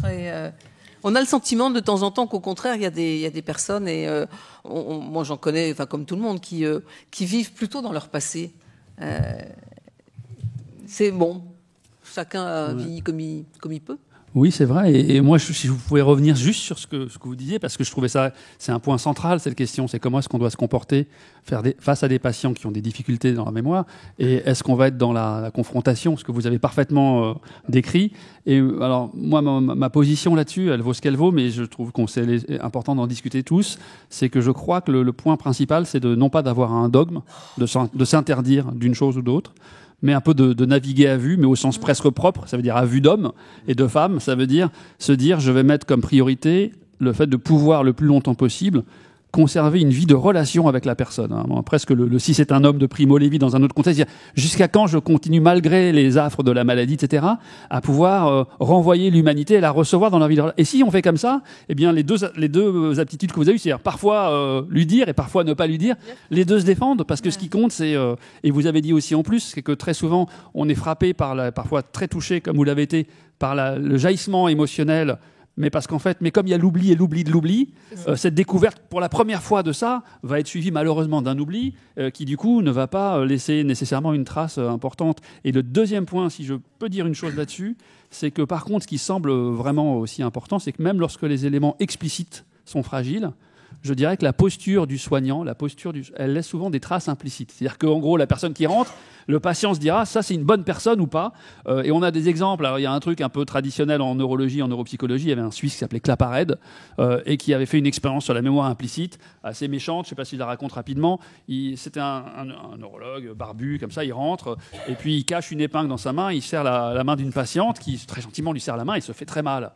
Et le lendemain, il revient avec tout l'aéropage, et puis il lui tend la main, et elle refuse de lui serrer la main. Elle n'avait aucun souvenir de ce qui s'était passé. Elle dit, mais vous ne me serrez pas la main. Elle dit, je me méfie des barbus. En fait, elle n'avait pas le souvenir, mais ça avait laissé une trace implicite qu'il s'agissait d'un sale bonhomme qui allait lui faire mal. Et ça, je pense, moi, que lorsqu'on interagit, vous plus que nous, mais moi, dans les suivis des patients, on a cette impression que la posture du soignant, donc pour les soignants, même s'ils savent que ce qu'ils vont faire ou le geste qu'ils auront ne sera pas toujours gratifié d'un souvenir, ça va laisser une trace dans laquelle, je ne sais pas si ça résonne pour vous, mais moi c'est un... Ah si, complètement. Et ça sera justement le sujet de notre deuxième table ronde où on a deux soignantes formidables qui vont vous raconter comment elles s'occupent de leurs patients aux petits oignons, comment elles rentrent dans les chambres. Ça, c'est pour la table ronde suivante. Je voudrais qu'on parte sur un autre cas dont nous avons parlé pour préparer cette table ronde. Zoé, c'est Madame G. Madame G, c'est une bien grosse fumeuse et qui oublie toujours qu'elle a éteint sa dernière cigarette. Et comment vous gérez ce problème? Qui était cette dame déjà? C'était une résidente de la partie qui était fermée, donc la partie qui est plutôt privilégiée pour les personnes qui perdent la tête beaucoup et qui se déplacent encore très bien. Et en fait, tout le temps, elle venait nous demander sa cigarette. Je ne sais plus combien elle était, je crois que c'était 5 par jour. Et effectivement, dès qu'elle venait d'éteindre sa cigarette, elle venait nous en redemander une. Et c'était à la fois difficile pour elle parce qu'elle essuyait des refus tout le temps. Et ça revient à ce qu'on disait. Du coup, elle nous considérait mal parce que dans sa tête, on était ceux qui lui donnaient des refus tout le temps. Et même si elle avait oublié le refus d'il y a 5 minutes, elle avait gardé très bien en souvenir le fait que cette personne-là lui avait été désagréable. Et en même temps, elle était épuisante pour les professionnels de santé qui avaient à peu près toutes les 5 minutes quelqu'un qui venait demander une cigarette alors qu'elles étaient occupées. Et donc c'était à la fois de la fatigue pour nous, à la fois de l'épuisement de la colère pour elle. Et du coup, elle devenait opposante sur beaucoup de soins, des soins d'hygiène de base, en disant mais en fait ils m'ennuient tous et j'ai pas du tout envie d'être coopérante avec eux parce que dans sa tête toute la journée c'était des refus. Vous avez d'autres histoires similaires avant qu'on demande à Lionel comment on peut gérer ces problèmes, en plus de l'addiction qui sont pas faciles. Est-ce que vous avez eu d'autres résidentes ou résidents qui posaient des problèmes similaires? On a aussi exactement une Madame G qui demande on a aussi une Madame G qui demande toutes les 2 minutes, 5 minutes une cigarette, pareil. Ouais. Qui épuise effectivement le personnel. Alors justement, il y a un double sujet là. Il y a l'addiction et puis il y a l'épuisement du personnel avec des questions répétées sans fin. Lionel, qu'est-ce que vous pensez qu'est-ce qu'on peut faire pour aider un petit peu pour que ça aille mieux? Alors d'abord, il n'y a là aussi pas de réponse miracle, et c'est vous qui êtes en première ligne. Les éléments peut-être d'orientation, c'est peut-être que il y en a deux. Il y a effectivement ici l'exemple de l'addiction, mais qui va souvent, comme souvent d'ailleurs dans l'addiction en général, dépendre d'éléments de contextualisation. le contexte dans lequel on prend une clope ou dans lequel on fait. Et donc parfois, souvent chez des soignants, il y a des sortes d'astuces, d'échappées belles à trouver en des petites modifications du contexte qui vont faire basculer, comme on me dit, hein, parfois il y a un souvenir qui n'arrive pas, mais dans un contexte particulier, il va revenir. Donc là, il y a cet aspect de jouer sur l'addiction. Enfin, donc l'addiction, il y a un système cérébral, système des mécanismes de plaisir, de récompense, etc., qui tourne un petit peu en permanence. Et par-dessus, il y a une autre couche. Et d'après moi, dans ces maladies, c'est aussi la deuxième couche qui parle, c'est qu'en fait, on a ce qu'on appelle au niveau cortical, ce qu'on appelle les fonctions exécutives, le contrôle exécutif volontaire. Et il y avait un neurologue français qui s'appelait François Lhermitte, qui était absolument génial. Malheureusement, je ne l'ai pas connu directement, mais je connais bien ses travaux. Je dis très connu, mais non, il est décédé il y a longtemps quand même. Mais, oui, j'aurais pu. Et en fait, il a décrit ce qu'on appelle les comportements d'utilisation. Alors, je le fais très rapidement en général. C'est qu'en fait, dès lors qu'on est dans un contexte comme ici et maintenant, là, en permanence, l'environnement dans lequel on vit nous suggère des scénarios de comportement. S'il y a un plat devant nous, est découvert, le scénario, c'est on peut activer de manière même non volontaire le fait de le manger, etc. S'il y a une feuille et un stylo, même si on ne vous dit rien, de prendre le stylo, de l'ouvrir, etc. Et donc, ces comportements d'utilisation, ils nous montrent en fait qu'en permanence, l'environnement nous dicte presque des injonctions d'action, des schémas d'action, et que nous, on a la capacité de ne pas le faire. Et d'échapper, on va dire, à la tyrannie du présent, et de se projeter ailleurs, etc.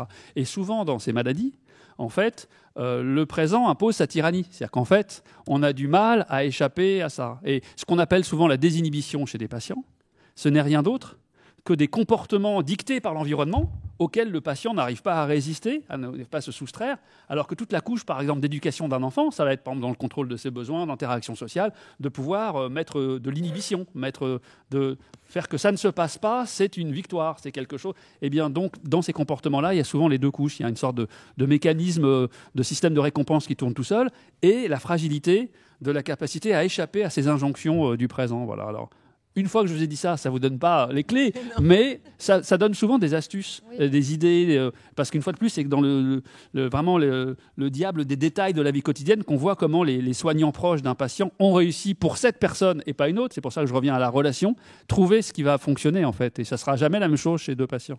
Et je pense que près de cette femme-là, il y avait aussi beaucoup d'ennuis, et effectivement le réflexe de quand on s'ennuie, on prend une cigarette, et du coup elle avait le réflexe de venir nous demander des cigarettes dès qu'elle s'ennuyait, c'est-à-dire à peu près tout le temps, quoi.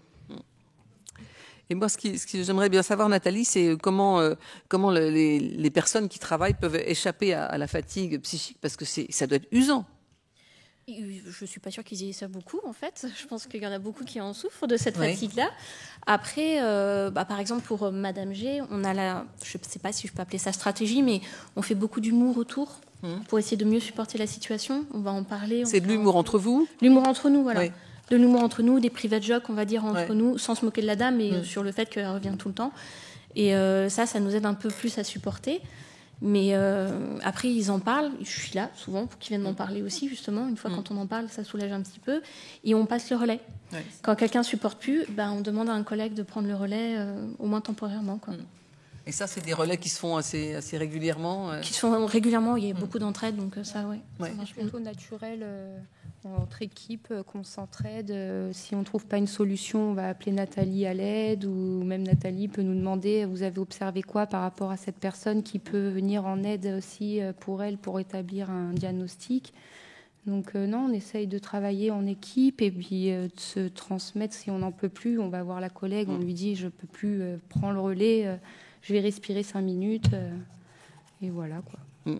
David, vous voulez ajouter quelque chose sur ce sujet, là, sur la fatigue ? Non, moi j'ai bien aimé l'idée de pouvoir faire de l'humour entre vous. J'imagine vous vous retrouvez et vous vous demandez, t'as pas une clope ? C'est ça en fait. Non, mais c'est comme ça aussi quand on voit des films comme Hors Normes, sur un autre sujet, l'autisme, et voilà, mais on voit beaucoup l'humour entre le personnel. C'est très important aussi de garder cette énergie de vie. Et donc ça, j'ai trouvé ça particulièrement. Voilà, c'est une bonne méthode, ça, je pense. Absolument. L'humour. Tu l'as pas dit, ça, l'humour. Note-le sur. Exactement. Voilà, exactement. C'est vrai que c'est un métier passion quand même. Donc si on n'arrive pas à se remonter, parce qu'il y a quand même des périodes où c'est plus difficile que d'autres, parce que même dans nos vies privées, il y a des fois où on est fatigué, où il y a des ou des sujets qui nous touchent plus que d'autres sur certains résidents. Donc, c'est vrai de pouvoir s'appuyer sur ses collègues et tout ça, ou de pouvoir rigoler de certaines situations, ça permet de... Oui, de dédramatiser. Voilà, un peu, c'est ça. Et de se sentir moins seul aussi. Oui. Oui. Et ça nourrit vos romans, toutes ces petites choses de la vie que vous voyez régulièrement. Sur ce livre-là, oui, clairement. Les souvenirs, c'est un livre qui a été vraiment nourri pendant des mois et des années au quotidien, voilà, de fréquenter les EHPAD, de prendre des notes. Et d'ailleurs, dans mon livre, il y a beaucoup de choses, même par exemple le menu du restaurant, enfin voilà, est clairement reproduit dans mon livre, avec cette fameuse salade iceberg, qui est, je ne sais pas s'il y a de l'humour noir parfois dans certains établissements. Et puis voilà, je parle aussi beaucoup de plein de détails de la décoration, du manque parfois de beauté au quotidien, de parler aussi, moi j'ai vu plein de choses, des histoires d'amour aussi, vous le voyez, ça aussi c'est extraordinaire, de voir un veuf et une veuve qui fricotent et qui voilà sont comme ça dans une... Il y a toute la vie en fait qui est représentée aussi dans ces moments-là. Donc moi c'était le sujet central de mon livre. Peut-être le sujet central c'était la dépossession de soi, c'est-à-dire quand on devient les enfants de ses propres enfants d'une certaine manière. C'est vrai qu'une femme qui demande toutes les 2 minutes est-ce que je peux avoir une cigarette, c'est aussi une femme qui n'a pas de cigarette d'une certaine manière et donc qui est tributaire. Et donc le sujet du livre c'était ça, c'était cette femme. D'ailleurs après ça a été adapté au cinéma avec Annie Cordy qui décidait à un moment donné de faire une fugue et de quitter cette maison de retraite parce que elle estimait ne pas avoir sa place et d'être totalement dépossédée dans ses choix de vie. Mais la grand-mère de votre livre, elle a quand même plutôt une bonne mémoire. Oui, alors c'est pas autobiographique ça, effectivement, parce qu'évidemment si ma grand-mère c'est Annie Cordy au cinéma, je pense que c'est pas tout à fait. Mes grand-mères étaient pas dans la même énergie quoi. Mais oui, totalement, elle a totalement. Oui, en fait, très souvent. Et d'ailleurs, c'est toute la difficulté pour les familles. C'est à quel moment, comment, parfois, on est clairement sur une défaillance physique. En l'occurrence, dans mon roman, et c'est le cas dans ma famille, dans plein de familles, c'est une chute, l'impossibilité de se gérer physiquement au quotidien, tout en ayant pleinement sa tête, pleinement ses capacités intellectuelles. Et ça, vous le voyez aussi avec beaucoup, beaucoup de passion, parce qu'on parle de défaillance de mémoire, mais il y a des gens qui ont 100% de leur capacité. Et de se retrouver comme ça, entouré de personnes qui, eux, perdent la tête, il y a aussi une vraie difficulté à avoir des gens dont on a le sentiment de ne pas du tout être dans la même énergie. Et ça nous tire vers le bas, et c'est extrêmement violent. Il y a un autre sujet que je voulais aborder avec vous, notamment avec vous, Zoé, c'est le moment de la toilette, parce que c'est un moment délicat, hein, c'est pas neutre de se faire laver. Et vous avez été confronté à une femme qui refusait les soins d'hygiène en raison, dites-vous, des traumatismes de son enfance. Alors, qui était cette personne ? C'était une résidente, ça c'était plutôt quand j'étais aide-soignante, mais c'était une résidente qui était complètement alitée, qui pouvait plus du tout bouger, et qui était clairement opposante, même si elle pouvait à peine bouger, elle avait plus du tout de force et elle en était au point de nous appuyer sur la gorge pour essayer de nous étrangler tellement elle voulait pas être lavée. Et en fait, il a fallu, parce qu'elle avait quasiment pas de famille qui venait, donc c'était très difficile de refaire une histoire de famille. Et il a fallu un certain temps avant de découvrir qu'en fait, elle avait une peur énorme d'être lavée parce que des attouchements quand elle était petite. Et ça, c'est quelque chose qu'on peut pas deviner, qui est très difficile à entendre et qui est très difficile à exprimer pour elle, même si elle pouvait parler. Je sais pas si elle nous aurait parlé de ça. Et en fait, ça a été très difficile pour nous d'admettre que du coup c'était très maltraitant de faire la toilette alors qu'elle était aussi opposante, et pour elle ça a été une souffrance tout le temps en fait. Et c'était une situation qui était très dure à vivre pour elle comme pour nous, et ça c'est pareil, c'est lié à la mémoire de le refus d'être touché à ce point-là, c'est forcément c'est de l'intime très profond quoi. Dans un domaine voisin, c'est les femmes qui refusent de se faire laver par des hommes. C'est assez fréquent apparemment. Vous en avez déjà eu. Oui, vous gérez ça comment ? Comme on a plusieurs soignants, on passe la main. C'est le cas de le dire. Voilà. C'est vraiment quand il y a un refus strict au niveau des hommes et qu'on a la possibilité d'avoir des soignantes femmes, on ne va pas lui imposer. On essaie déjà de savoir pourquoi, pour voir si on peut agir dessus, mais sinon on ne va pas lui imposer. Ouais. Parce que ça doit rester un moment plaisir. Ces souvenirs, c'est ma dernière question, Lionel. De toute façon, ils ne s'effacent jamais. Ça dépend, s'effacer, non, je crois qu'il n'y a jamais de jamais vraiment. Mais par contre, à nouveau, c'est d'aller dans... Moi, je ferais comme vous, si j'étais à votre place, ça veut dire dans l'immédiateté, notamment tout ce qui est l'espace péripersonnel, ces aspects très intimes. même s'il s'agit pas, même si imaginons qu'il ne s'agisse pas d'une personne chez laquelle on retrouve un antécédent d'attouchement sexuel auparavant, juste la manière de laquelle c'est vécu au présent, si on peut arriver à accommoder les désirs de ces personnes dans ces cas-là, c'est pas toujours simple, ça dépend des personnels, du nombre de personnes, etc. Moi, je serais plutôt, évidemment, favorable à ça. Et je voulais dire juste un dernier mot avant malheureusement de vous quitter là. C'est que sur la fatigue des soignants dont on parlait, souvent elle va être ancrée sur des aspects là très très répétitifs, mais je pense donc ça c'est une première couche, mais derrière je pense qu'il y a cette couche qui a été évoquée aussi par David et par vous, c'est-à-dire que ce dont il est question, c'est d'être capable ou pas d'être à la hauteur de soi, c'est-à-dire de continuer à être soi. Et que tout ce qui va venir fragiliser cette capacité, je pense qu'en miroir, souvent, chez les accompagnants, chez les familles, et chez les soignants proches, ça gagne un peu parfois un sentiment de se dire, en fait, ne serait-ce que d'avoir pris conscience, parce qu'on ne travaille pas dans ce milieu, que ça existe, que des personnes peuvent à un moment donné ne plus vraiment être capables de continuer à être elles-mêmes telles qu'elles étaient auparavant. Il y a une sorte de fatigue, pour reprendre l'expression du sociologue, là, que moi j'aime beaucoup, Ehrenberg, la fatigue d'être soi. Et notamment dans une société qui est passée d'une société de contraintes, c'est sa thèse, hein, et que la maladie psychique principale, c'était la névrose de contrainte de l'époque de Freud, etc. Il y a une société qui pèse sur vous au niveau professionnel, religieux, politique, tout, etc. Les temps modernes qui étaient évoqués, quoi, la chaîne et tout. Et puis après, société post-industrielle, la thèse d'Ehrenberg, c'est qu'on est dans l'épanouissement de l'individu. Et du coup, le nouveau défi, c'est d'être à la hauteur de celui qu'on devrait être, ou celle qu'on devrait être, et que du coup, la dépression devient le modèle principal, plus que la névrose, et que la dépression, elle est aussi chez les soignants. C'est-à-dire que le fait de savoir qu'on peut perdre cette capacité à être à la hauteur de qui on voudrait être, elle gagne, elle s'infiltre souvent chez les personnes. Donc, et cette dimension-là, je pense qu'il faut aussi, alors l'humour, je suis d'accord, mais la prendre en compte chez les soignants, de se dire... là aussi, on se laisse gagner par ça, se dire en fait de la tristesse de le voir chez quelqu'un. Voilà. Merci Lionel. Bon, merci beaucoup. J'aimerais vraiment, c'est pas du chiquet, c'est rester avec vous. Mais... Vous pensez pas qu'on peut l'applaudir quand il s'en va? Merci.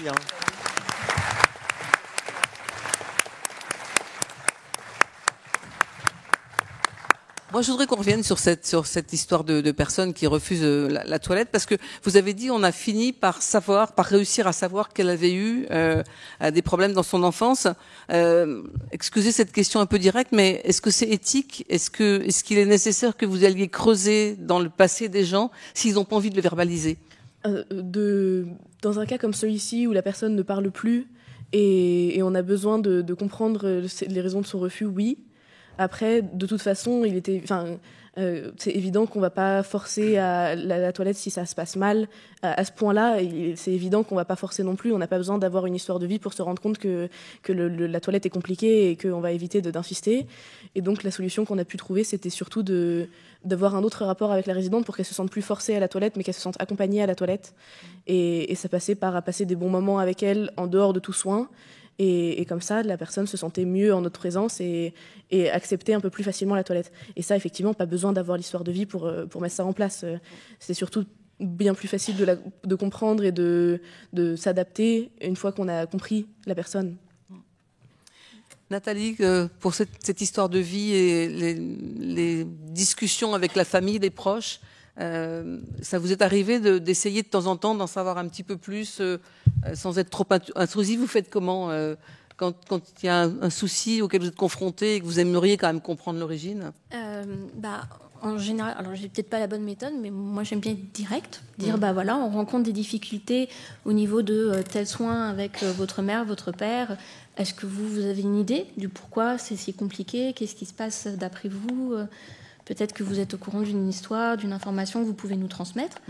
Et souvent, les familles, quand ils savent que ça se passe mal pour leurs proches, entre guillemets, parce que c'est compliqué, ils sont là pour aider. Enfin, ils sont vraiment volontaires à essayer de nous aider, quand ils savent, bien sûr. Mais en général, on essaie d'aller voir le résident en premier quand il est encore capable et qu'il est d'accord pour parler, bien sûr. Ouais.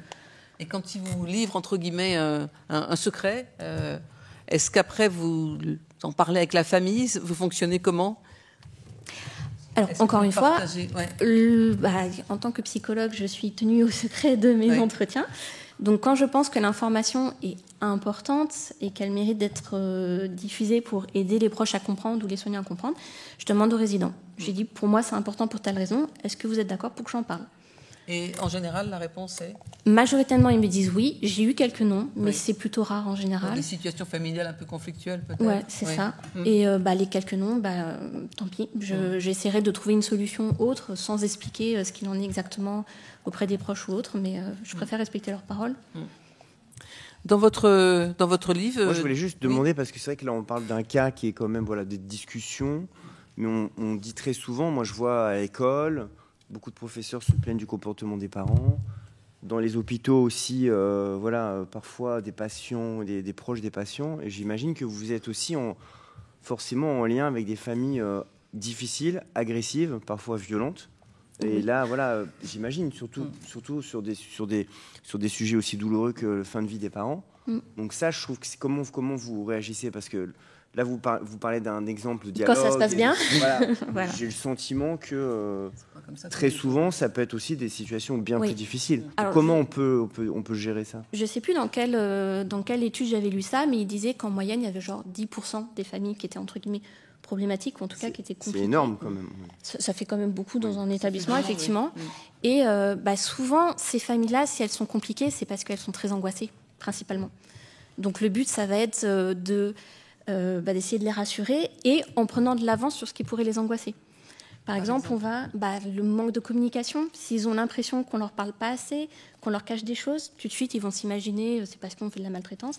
Alors que si on prend les devants et qu'on les appelle avant que eux demandent à prendre rendez-vous, ça va calmer un peu les angoisses, par exemple. Et puis il y a des familles où jamais on arrive à les calmer ou à apaiser les choses. Après, on leur dit si vraiment ça se passe mal et que vous n'avez pas confiance, il y a d'autres établissements, c'est possible aussi. Et on essaie de trouver des solutions, ou en tout cas un compromis d'entente, mais oui, ça se passe pas toujours très bien.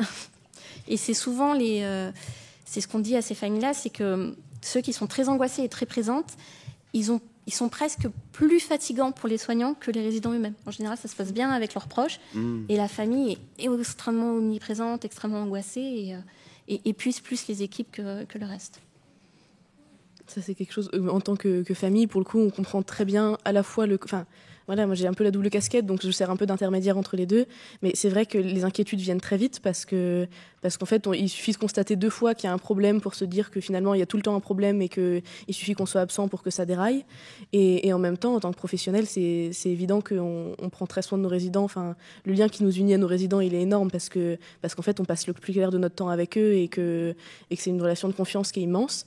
Et du coup, souvent, il suffit de pas grand-chose parce que les 2 parties tiennent beaucoup aux résidents, donc ouvrir le dialogue en fait, et souvent aussi il suffit de peut-être d'une discussion un peu sérieuse pour se rendre compte que les 2 en veulent du bien et que les 2 sont dans la même optique, et voilà, c'est réussir à parler au moins une fois calmement et ouvertement, et réussir à entrer dans cette relation de confiance là pour le bien de tout le monde finalement.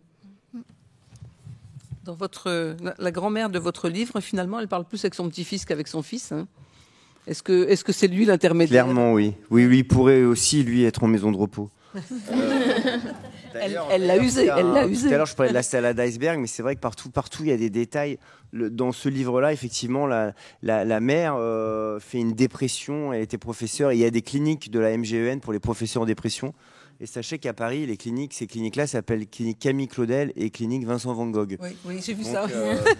Ça fait rêver, ça fait rêver. Moi, quand j'ai écrit ce livre, c'est vrai que j'ai noté partout des détails en permanence, et aussi dans les maisons de retraite aussi. Alors, là, on parle de la mémoire, mais c'est vrai qu'il y a toute la partie divertissement, faire vivre le lieu avec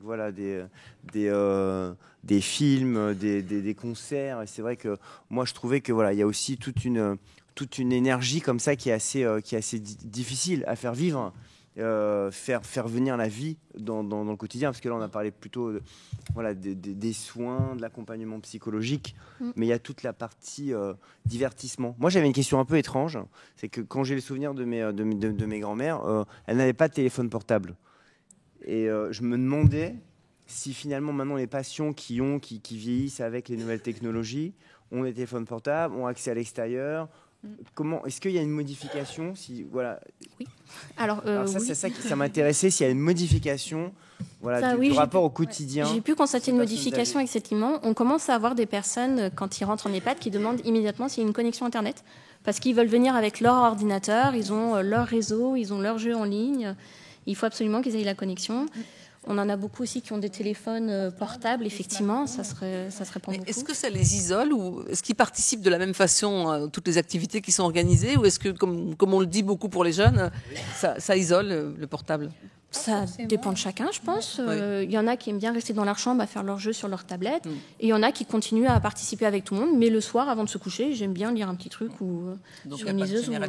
Non. Moi, je voudrais le dernier cas dont on avait parlé assez brièvement, il nous reste quelques minutes, c'est le cas de cette personne qui a le sentiment d'être enfermée et d'être prisonnière. Est-ce qu'il arrive que certaines personnes aient vraiment le sentiment qu'elles sont là contre leur gré et dans ces cas-là, qu'est-ce que vous faites? Et je pense que vous avez vu ça aussi.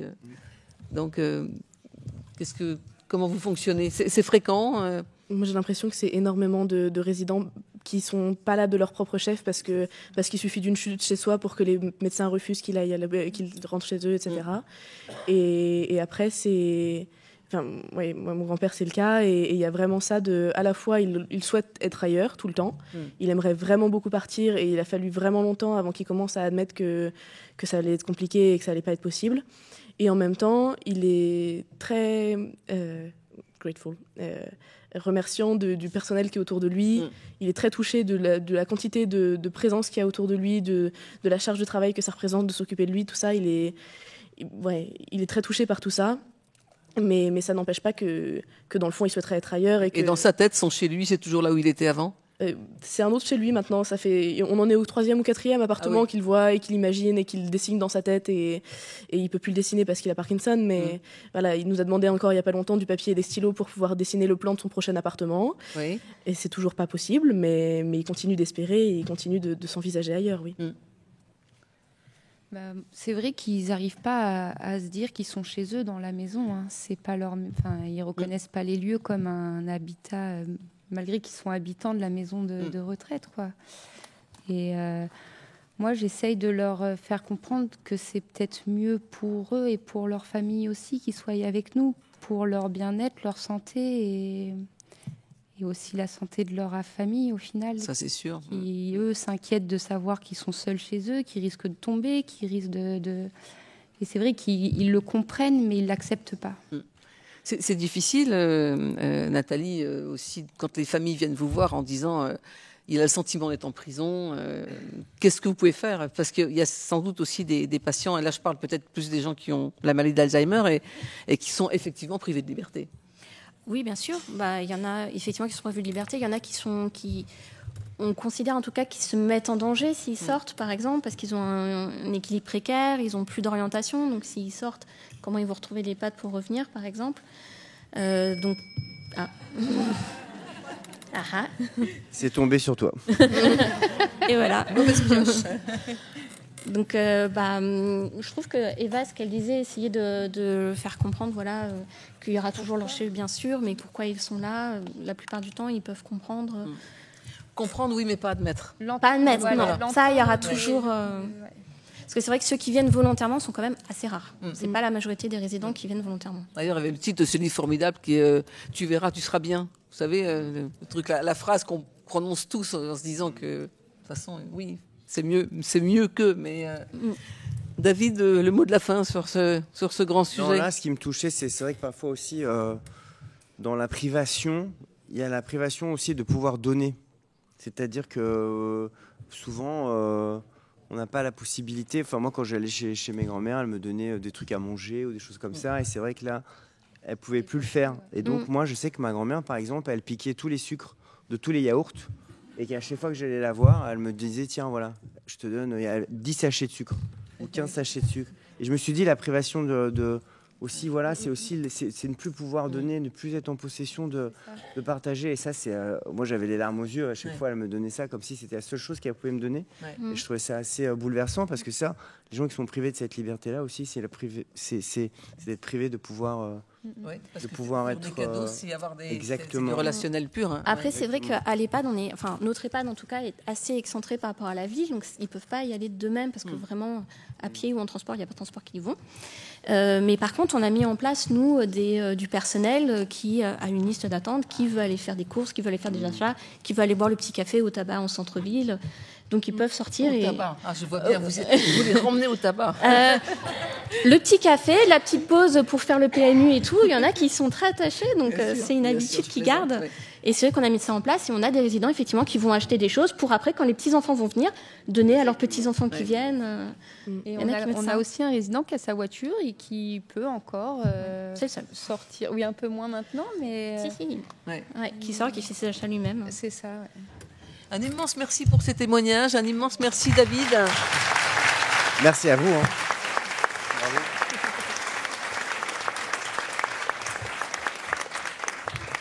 Je termine en disant que pendant la petite pause, David a la gentillesse de dédicacer tous ses livres à tous ceux qui en ont envie. Et moi, je vous conseille vraiment les souvenirs, c'est formidable. Merci sympa. David. Merci beaucoup. Merci. Bravo.